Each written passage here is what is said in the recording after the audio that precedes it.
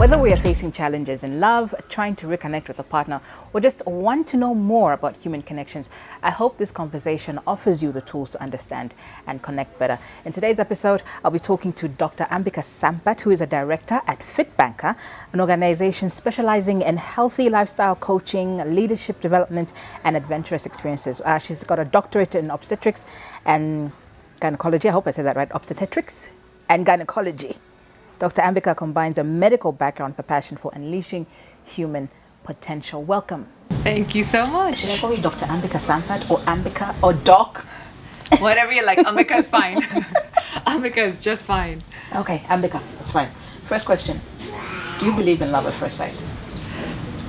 That's a $1 million question. I would say I grew up being, like, if I now reflect as an adult, conditioned into believing into love at first sight with all the Disney films we watched. I blame them, actually. Yeah, but I don't blame them. I think they gave us that hope. Okay, if you look at it that way. Something to just look forward to. There was butterflies in your tummy and a sense of just fairy tale existence. Yeah. So I think we were conditioned into love at first sight. But as I grew older, what I think I now believe is there's most certainly an immediate energy connection. Yeah. And that's undeniable. Yeah. And I don't want to reduce it to love at first sight because it has a romantic connotation. I think it's much bigger. It's a spiritual connection. And so an instant energy connection, 100%, where you can dance and flow with a stranger as if you've known them your whole life. For sure. Oh, okay. I haven't had that yet. We just meet with a stranger and just be like, I feel like I've known you my whole life. Well, not even necessarily just in a man-woman, in a romantic context. I mean, even with anybody, it could be a girlfriend, it could be, I don't know, a colleague, but there's such an instant energy connection. And at times we miss appreciating how beautiful that bond is, because for us, love at first sight equals romance, equals couple, equals fairy tale, and the whole shebang. Yeah. I fell in love with Eric from The Little Mermaid. Nice. That was my first connection. I was like, this man is beautiful with his black hair and his brown eyes. I was like, oh wow. So all I need to do is just lose my voice and I'll get an Eric. And then it evolved. I fell in love with Beast from Beauty and the Beast when he did the whole transformation thing. And then there was He-Man. There was just something about his get-up, hey? I was just like, Wow. I don't think I ever had the heart for He-Man. How could you not? But the personality types of those charming men, 100%, and then all my teenage crushes had to meet that. You had to show up as those fairy tale princes. Yes. Otherwise, something was wrong with you. Something was wrong. Something was totally off. Like you said, it's that hope. You get that. You watch the fairy tale and you're like, okay, it'll turn out for me like that as well. I'll have the happily ever after. Yeah. And then you grow up and you go through a couple heartbreaks and you don't know. For me, I didn't know how to navigate through a heartbreak. Yeah. Because I had my first crush on this. I will not mention his name. He was beautiful, but I will not mention his name.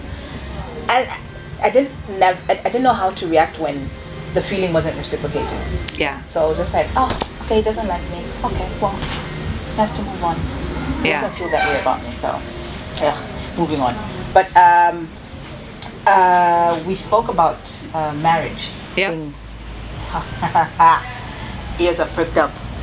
Marriage being, we're speaking about marriage as being healthy, some marriages being unhealthy. Yeah. How now do you, okay, we believe when we go into a marriage, we're going to be believing we can change someone.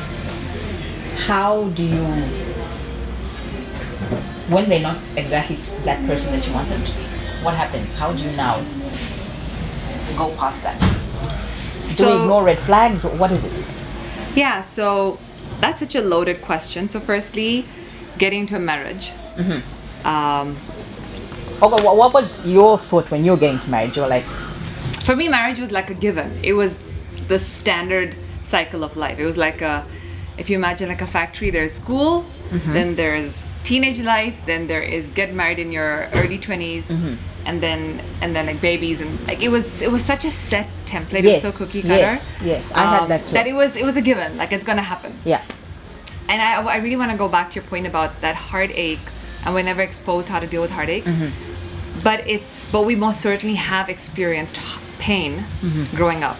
As kids, we've all experienced heartaches. Yes. But the heartache is more in the form of our bond with parents, or being picked on the playground, or being bullied, or whatever. Like, there's so many versions of it. There's pain we've experienced, but we've never experienced it in the romantic context, because what we've seen in like these absolutely magical fantasy cartoons and movies is happy. Just happiness. Yes, happy, right? yes. Like, the ultimate destination is they will always get together, right? Whether it's a hero and heroine or whatever. Yeah. And when it doesn't happen that way for us, we experience a pain, but the pain is actually familiar because we have experienced that as kids. We just don't know. It's the same pain. And what that pain is actually, at a subconscious level, a sense of I'm not loved.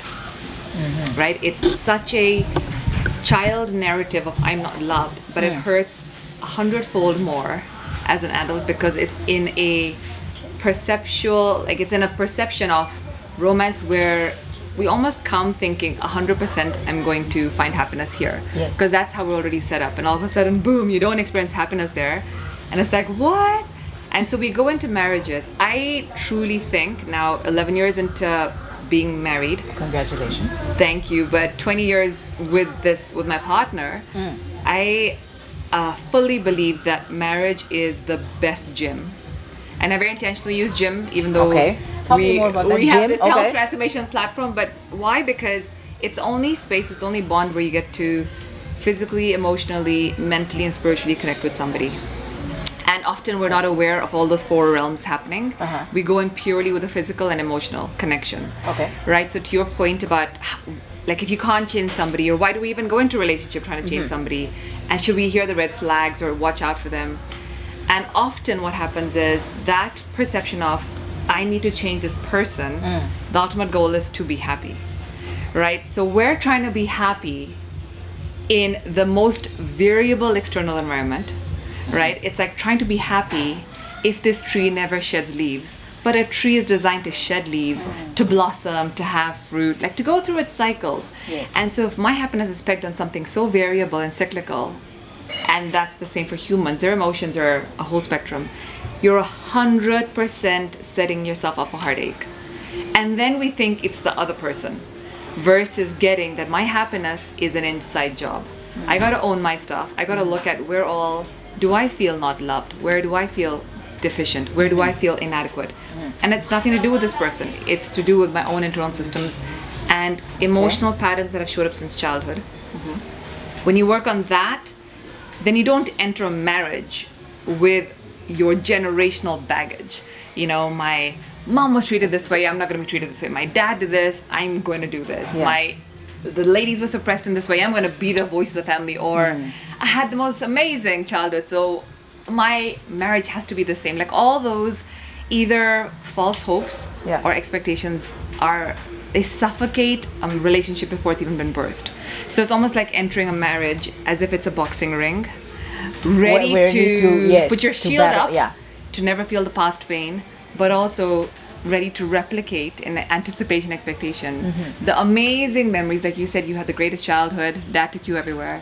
And similarly, and then if that isn't replicated, it's like, all right, bring on the boxing gloves. Something's wrong with you, the red flags are there, right? Versus just getting, I came with my entire baggage into this, so I'm not here to create a relationship. I'm here with an imprint of just past memories and past hurt. I'm gonna dump it on you. But what is it about? I don't know if I should say ignoring red flags. When we do see them, we're kind of like, that's something I'll nip later. I'll work on that later. I'll take that out of him later, or out of her later. So why is it that we just ignore red flags? So there's two parts to it, right? So there's one where people are the way people are, and one thing I want to really get everybody listening in to get really clearly is, you cannot change another person. Try hard as you may, you absolutely cannot. Don't even embark on that journey, because it's guaranteed failure. You may manipulate, strategize, and then think, I won, but ultimately you haven't, right? Because whatever deficiencies we see in another, and we run programs on this, and I fundamentally believe in this, and this is 5,000-year-old ancient wisdom, is the world is a mirror projection of our inner universe. Okay, so every person we meet, I fundamentally believe, and this is what we teach in our programs, is a mirror projection of our inner world. So if I meet somebody who is awesome and bubbly and amazing, that really is a part within me that there exists. And equally, if I meet somebody who is rude and abusive, it doesn't mean there's a part within me that's rude and abusive. But it's trauma is not what's happening to you, it's what's happening within you, right? And Dr. Gabor Mate and many psychologists have talked about this. And so if somebody is being a certain way, even if it's abusive, right, physically or sexually, whatever, there's a way in which you feel internally, and often it's a sense of, I don't belong, I'm not loved, I'm worthless, I'm invisible. That's where you do the healing. When you shift that energy, and of course, if it's like a dangerous environment, I'm not saying stay in there and just continue to be at the effect of it, like find safety and security, but it's very important to deal with that inner state, because otherwise you will keep attracting the similar energies. And the universe sends us or puts us in these spaces where we'll continue to have the victim narrative in a way so that we don't have to take responsibility. We can say that person's bad and I'm the victim, poor me.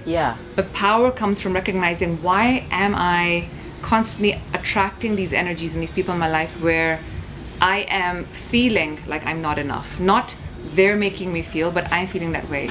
And if you do the inner work, you find it all traces back to childhood, our first 10 years of existence. That's when our identity gets created. That's when our subconscious brain gets created, our memory patterns get created. So we'll keep replicating life. Life essentially is just automatic memories on replay, unless you're consciously creating this moment, right? So number one, listen to how you're feeling when you see red flags, right? Do you feel he doesn't love me, or she doesn't like me, or they're using me, whatever it is, right?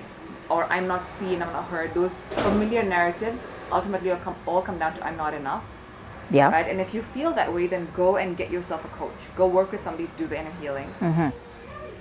99% of the time when people do that healing, you will find your external energy changes. Like I know when I'm in a really crappy headspace, out on a mission to prove why my husband's wrong and I'm right, he will mirror that energy. And when I go within and surrender and ask for forgiveness within myself and acknowledge like this is what I'm responsible for, he will show up in a completely different way. And for some people that sounds woo-woo and it's almost impossible because you physically think that person needs to sort out their crap. And I bring my 50% and they need to bring their 50%. But that's not how marriages work, or any relationship. You bring your 100%, and the other person brings their 100%, and you're not meeting each other here. You're just working towards a shared vision and a shared goal. And that shared vision and goal has to be created in a relationship. It's not just let's get together for physical connection or emotional compatibility. It's a much higher spiritual purpose. Do you think we go for people who express the part of us that we don't want to deal with? Who express a part of us that we don't want to deal with? 100%. We will find, I have found many versions of myself in my marriage. Parts I knew were always there, and parts I disowned, and I was like, oh my goodness. Who is this person I'm meeting in my marriage? Like, where has she come from? I know. But it's, and like the world may see this inspiring, amazing leader, coach, friend, humorous, funny. And my husband will see that and angry, short-tempered, snappy, and so much else, right? But it's beautiful because that's why I say a marriage is spiritual. It's a gym because you meet your every version, your whole self, and therefore do the work on yourself rather than running away from it, thinking that person's the problem. I'm going to go to another marriage where I'm going to always be happy. You're going to land make yourself mistakes and just be perfect. In the exact same dynamic, different character, different name, personality, but the energy will be the same because it's parts within you that you have disowned. So you got to do the inner work. But doing inner work is so difficult because it's like you don't want to acknowledge or accept that part. You're like, but I'm not the problem. I'm fantastic as I am. So why should I? There's nothing wrong with me. I think people, so having been doing the inner work for the last 12 years, it's challenging so for sure. Inner work for 12 years. I think most people think inner work is literally like a single course. Yes. No. Just a one thing. I'll be fine next month. No. Inner work is an ongoing journey. It's like everyday breathing, you're constantly meditating, right? It's exactly the same. It's part and parcel of who you are. If you think what you got at school, which is 18 years of education, is going to last for the next 60 years, you're kidding yourself. That's academic education that tells you nothing about relationships, right? Take on being a student for life is what my husband and I do, and practice. Yeah. We will continue putting ourselves in space of growth. So recently, him and I both were students in a 10-week conscious parenting course. Because we've got a 6-year-old and a 3-year-old, and we are very clear we are often far from conscious parents. I started reading on conscious parenting about when my firstborn was in my belly. But I know like the reality of when your reactions are right there because you become your mom and dad in that moment. How do you transcend? Like how do you break generational patterns of shouting or like whatever else it is, right? Yes, spanking, beating, not spanking, beating. Fear tactics, like all of that. How do you bring awareness and presence? Is through education. So that's something that Ronnie and I will always do. But to your point, it's hard because you're departing from a very familiar narrative of pain and suffering. It's easier to be victim and say, they were bad and they did this to me, because then you don't need to take ownership of it. That's one. Scientifically, your body is very addicted to the stress hormones, right? So just the way people will get addicted to alcohol or sex or drugs, the hormones that get released when you're upset and sad and miserable, the stress hormones, and the nervous system that gets activated, you become addicted and habitual to that physical and biological response. So you're more familiar to pain than you are to happiness. To leave the familiar, and it's not like you're crying every day. No, but you're familiar with the pain, right? Studies have shown that kids who are in really abusive households, when social welfare have come to take those kids out of those households to put them in foster care, they will cry to be in the households because they're familiar with the pain rather than going to a space where they're safe. And the same applies to adults. You're familiar with people not being nice, and you will continue to put ourselves in those environments, or jobs not working, or business not working, or friends mocking you, or whatever it is. But in those situations, you do what you've done not because you're sly or you're manipulative, but it's a compensatory mechanism. Biologically, your mind wants you to survive, so it will create this victim narrative, and you live into it, and that becomes your reality. And what the inner work is basically unpacking how you became the way you are. And it is uncomfortable, but when you shed that and kind of rise and become your true authentic self, it's so liberating. And I say that, Sam, because I grew up in Zambia. I was born and raised here, had the most amazing childhood and upbringing, and yet I felt like the clueless kid or the uncool kid on many playgrounds here, right? And for 30 years even like getting a doctorate, I think subconsciously was just trying to prove, look, I'm a somebody. Yes. And the anticlimax was when I got the doctorate, I was like, I don't feel any smarter. I still feel like a nobody. Maybe I should do an MBA and then I'll be a somebody. Yes. Which is ridiculous. And the world would see this really accomplished lady. Yes. But inside there was a sense of, I'm not there yet. That's your symptom. That tells you got to pause, and instead of going for more degrees and more titles and more relationships, go within. I've had those moments where, like you're saying, you become accustomed to the pain, and you're just like, this is where it's at for me. I'm not moving from here. I'm comfortable here. Yeah. This is fine. It's just, I'm used to this. And for so long, I would go through life just thinking that it's fine. This is where I'm at. And there's a spiritual teacher, Michael Beckwith, that says pain will continue to push until vision pulls. I got to a point when I was 30, and I just got to London and I started doing personal development work. Okay. And I was like, I'm done not having a voice in rooms. I'm done being scared of opening my mouth.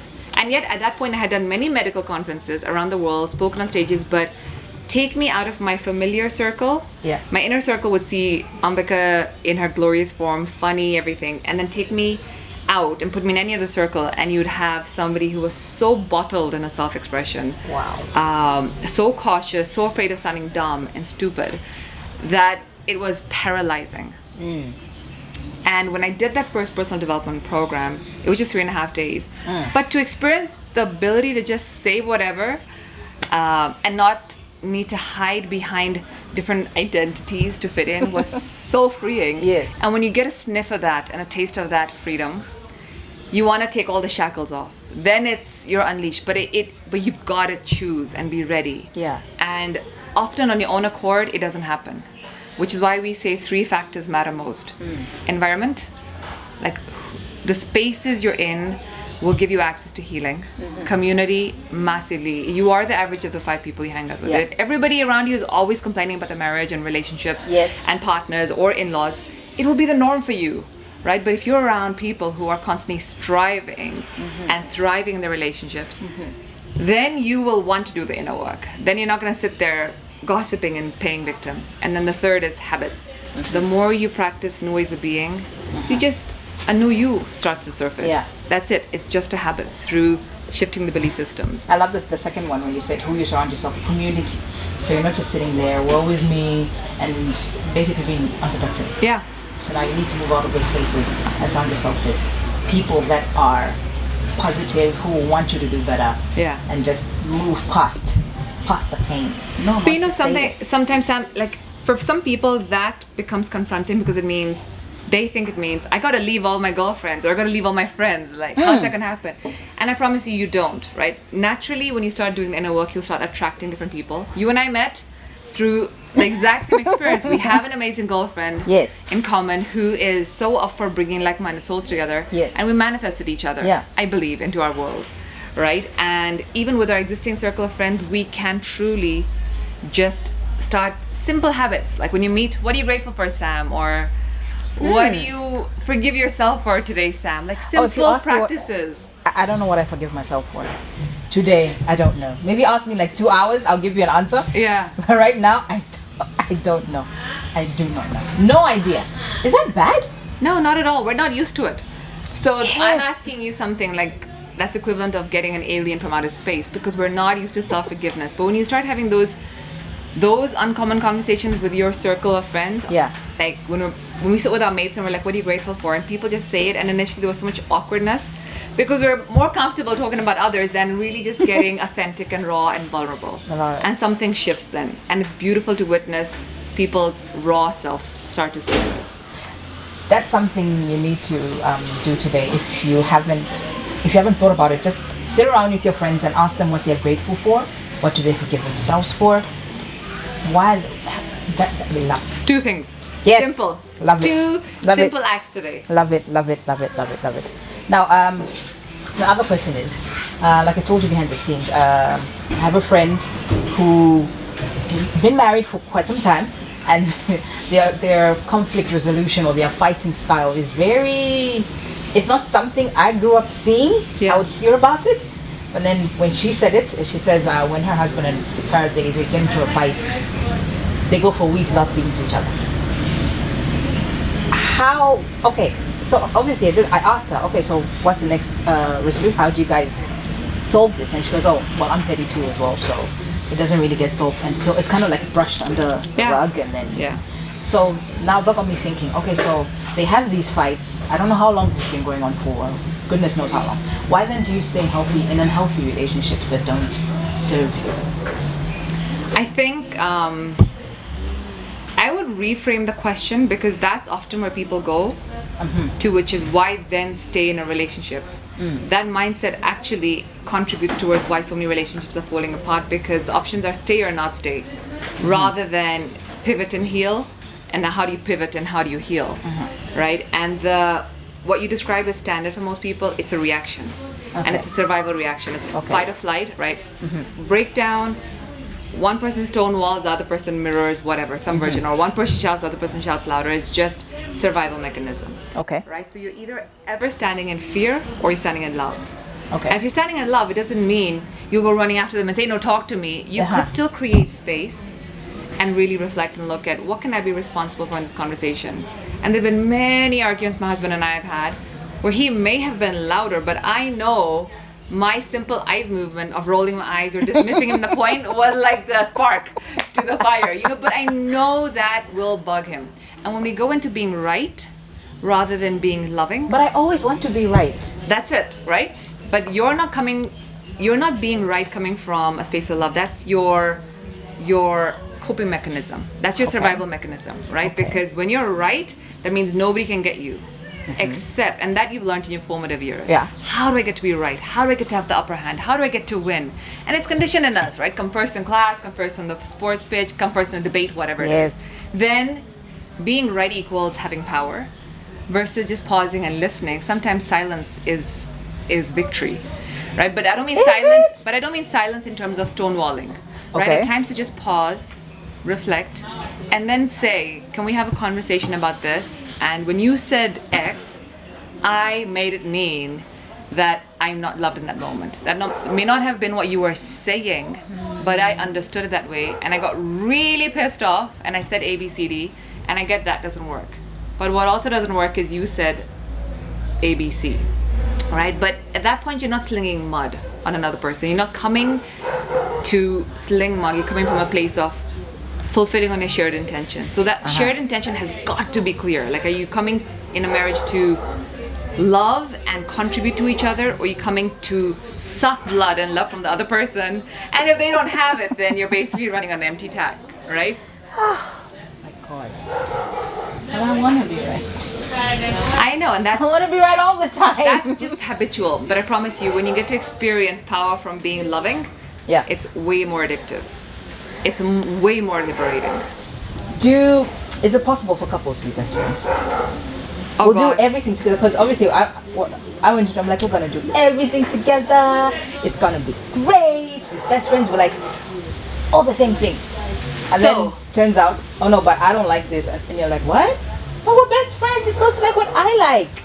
I love that. So my definition of best friends is so different, and it's evolved over the years because grew up in Zambia, then lived across 4 continents, still have my best mates, and with those who are still in now New Zealand or UK or Australia or India boarding school, we don't meet every day, we don't do everything together, but there's a soul connection. Yeah. To your point, I think more than best friends, it's basically the notion that you got to do everything together when you're as couples. And then people can call it being best friends or whatever, but basically glued to the hip. Yeah. And I thought that's what marriage was. And I was super, super excited to get married to do just that. Okay? And I was sharing a story with Sam before our cameras went on, which is like, when we got married in India, came back to London, our first meal that I cooked was on a gigantic Indian plate, like a traditional thali. And my husband was like, where's my plate? I was like, this one.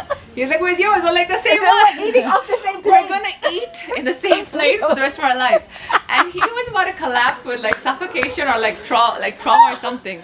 But what I learned over time was even that like together, like being glued to the hip comes from conditioning. Okay. So much media conditioning, right? Of the movies and the Disney World They're materials. feeding each other the ice cream. Oh, we Exactly. love each And other. the best gift we got, one of the best gifts we got on our when we got married was a poem by Khalil Gibran. Okay. He's a poet, which was, it's titled Marriage. Okay. And the last line is, it talks about how the pillars of a temple stand apart, and that's why the foundation is so strong. Okay. Right? And similarly in a marriage, you stand apart and then build on top of that together.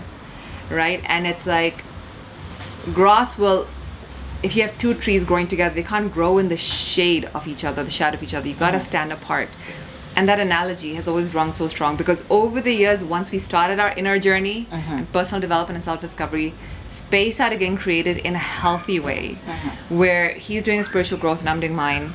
My husband's currently on the mountain with our 6-year-old.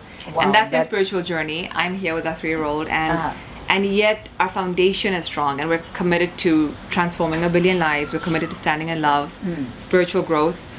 But that doesn't mean being together 24/7. Heck, we have so many different perceptions of like hobbies and enjoyment. And over time, I get that's perfectly fine. But before it was like, what, you want to go on holiday and wake up at 6? Who the hell does that?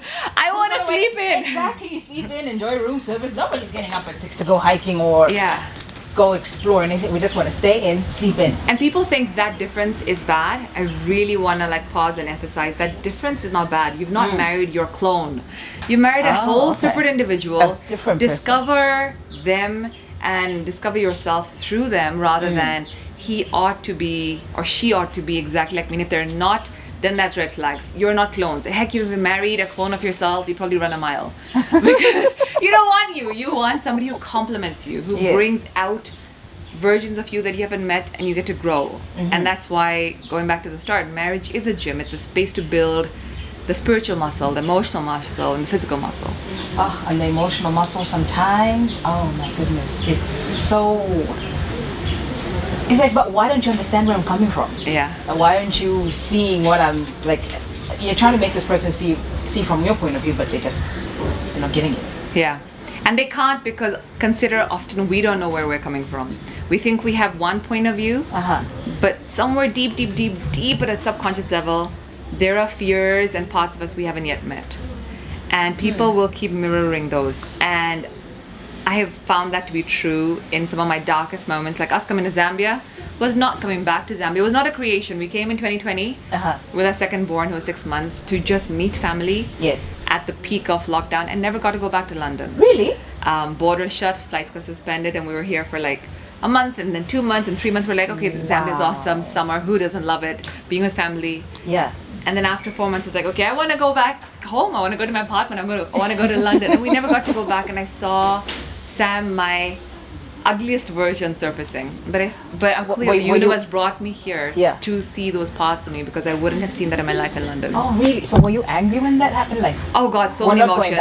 So many. I don't know if it was anger. It was anger, fear, resentment, making everybody wrong, seeing the worst in everything here. I went from like my innermost family and my in-laws were amazing to extend their home, and we stayed there for a year. The hospitality was amazing, but I saw the worst in everything because I just wanted to go back. Even though there's abundance here, but the attachment to what we think life should be. Yes. And it took a year of doing the inner journey and surrendering and trusting the universe. Yeah. That 2021, I finally got, this was the best divine intervention. And I got to grow because I'm here spiritually. And I got to be more Ambika, better mom, better wife, better daughter-in-law, better leader. Wow. Being here, and our business grew here, and it's all online. It's all our programs online, but I guess our community got to see me grow being in this space. Oh, that's fantastic. I love that for you. Last one. This one is just, it's been there for years, and then I think it's absolutely absurd. Couples going through each other's phones. Do you do that, Ambika? Please, are you going to shock me and say that you do that? So, when you say so. So no, so I don't go through his phones. I have, when we just got married. Actually, I wouldn't say go through his phones, but okay, when you're going through it, what that act actually represents is deep insecurity. Right? Like what's happening in this person's world that I don't know about. Yeah. Right? And underlying that is a self-narrative, which is I'm not loved. That's the important piece. So I don't think I ever went through phones or snuck through phones. Our phones have always been accessible to each other. Yeah. Right? We know each other. Like even when we were dating, that was there. Yeah. But the insecurity most certainly was there. Oh, he's speaking to that person. She's gorgeous, right? Yeah. Coming from I'm not enough. Yes. Oh, he's going on this work trip, or he's doing this, or like all those insecurities would 100% happen. And out of our 20 years of together, like 6 years was long distance. I was in New Zealand, he was in Zambia. Then I was in Australia, he was in London. It was always there, like, what if he finds someone better? So the act of, I want to take it away from the single act of looking at phones to really getting to what the symptom is. The symptom is really a sense of I am not loved. So everybody snooping through your partner's phones. You want to heal that, because that symptom of looking at somebody else's phone is actually indicating a mental imbalance, which is a deficiency within you. Okay. That has nothing to do with your partner. Okay. Right? And there may be like multiple other dynamics, like them showing you, not showing you, them getting angry, them hiding, like all of that stuff. I don't want to get into it. But the need to want to pry into every detail of somebody else's life, rather than creating such an open space where you willingly share, is what you want to look at. As long as you feel I'm not loved, you will continue experiencing, your mind will continue finding evidence out there through partner, boss, colleagues, family members, relatives, that will validate that narrative, which is I'm not loved.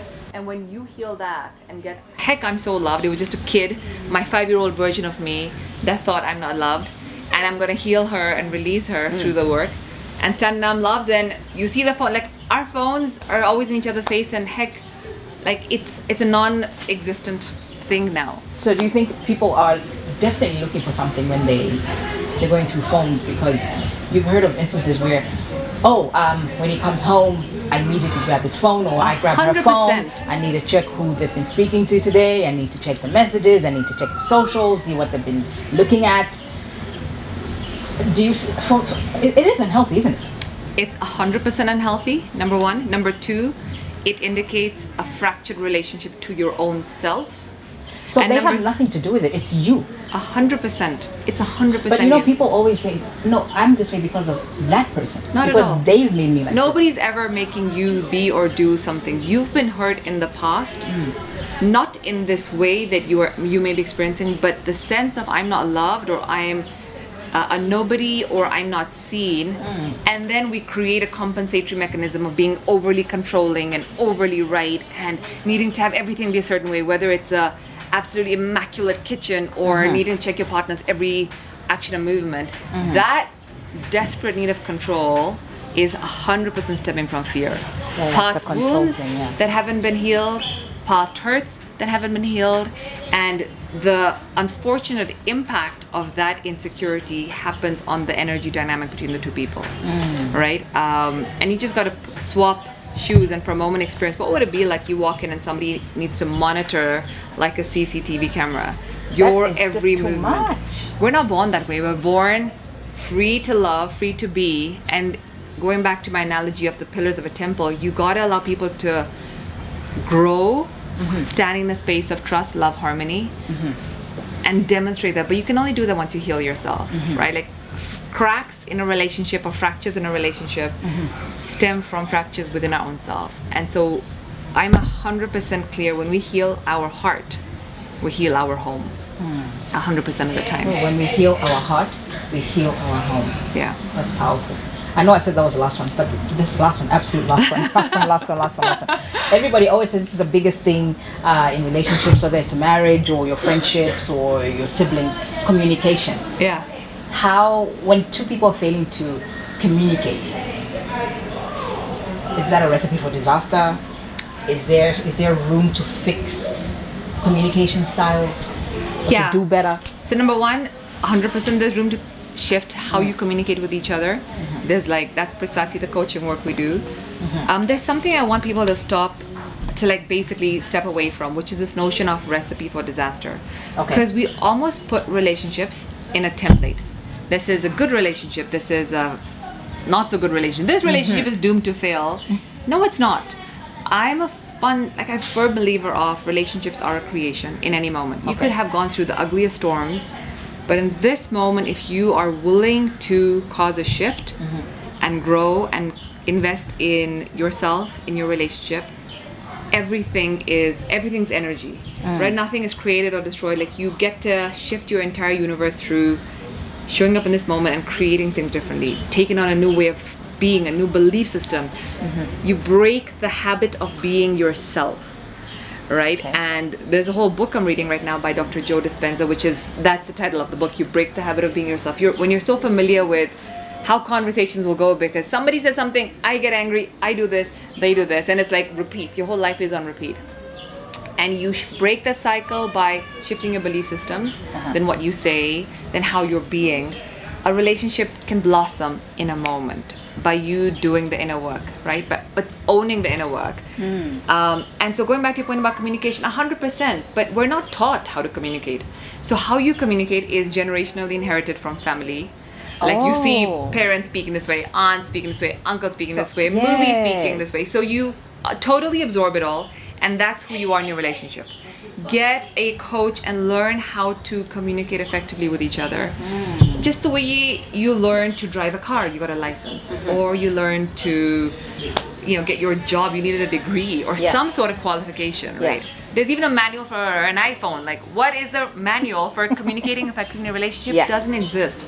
And some people may have some priest or spiritual teacher giving some guidance pre-marriage, but heck, that is, if you think of an entire marriage and those few conversations, it's nothing. It kind of just gives you a glimpse of how to be without the real tools to practice daily. So everybody get yourself mentors, coaches to keep building the muscle, and don't just expect yourself to be experts from the onset, because that is being negligent, that is being misguided, and that truly is just leaving things to fate. Yeah. But when you are the creator of your life, then you truly say how it goes.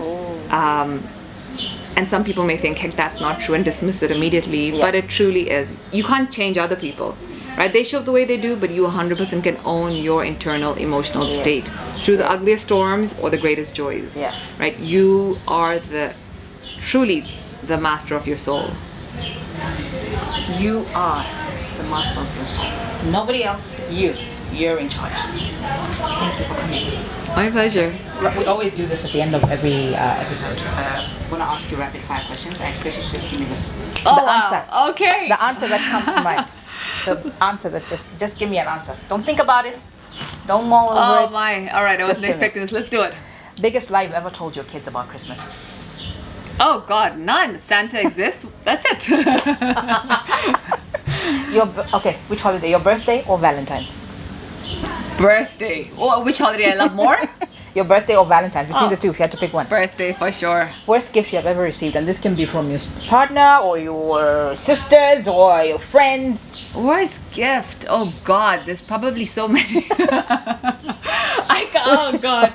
When I was 16 years old, bless them, they didn't have any daughters, and I had my last birthday in Zambia. It was my 16th birthday. They gave me like a little temple worshipping pot that had a coconut in it, which is like used for religious practices. But as a 16-year-old girl who's expecting cool fashion accessories, a car. I was like, what am I gonna do with this little coconut? So, I mean, thank you, Uncle and Auntie, but as a 16-year-old, I was like, what do I do with this? Separate bedrooms or no? For couples? No. No separate bedroom. Same room. You know, the thing is, bask in each other's energies. You retire in that room, but like at times, if my kids want to sleep in my room and there's no space in my bed, I'll be like, man, just go to the kids' room, and that's fine. But like, I feel there's an energy in hitting the sack together, and yeah, that's what I believe. Okay. So she's definitely for the same bedroom, not separate bedrooms, because apparently somebody out there says it's important for couples to have separate bedrooms, even separate houses. Oh, what? Somebody out there thinks that. Right. Someone out there. So just check your socials to find out who this person is. But they said that. I was like, Well, you know what? To each their own. And that's, I think, a really important piece, which is marriage has no template. Yeah. You gotta follow your heart. You make it your truth. Yep. Society will say what they say. And even my what is like societal. Strip it away. You do what suits your heart. Go with your flow. And that, I think, is like the secret to really being happy. We're trying to like fit societal norms and like please others. It's exhausting. So if separate bedrooms work for you, go for it. If same bedrooms work for you, go for it. Like whatever has you just wake up and be joyous and alive. Own it, create it, and make it happen. Thank you so much for watching. I appreciate you for watching. Leaving you a little something positive. Be kind or be quiet. I'm also just going to ask you a favor. Please, please, please do subscribe to the Call the Sam podcast. I'll see you next time.